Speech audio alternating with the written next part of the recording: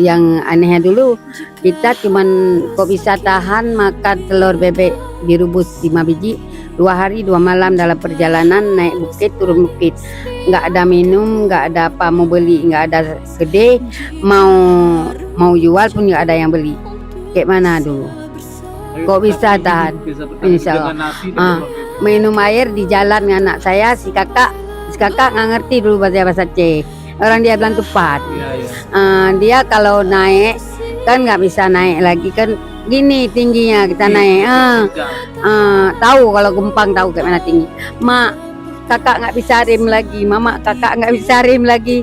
Mentar rem tuh naik nggak bisa rem, dia bilang nggak bisa rem lagi. Ya udah berdiri lagi. Nanti ada orang tuh, mak kakak haus, kayak mana mau minum?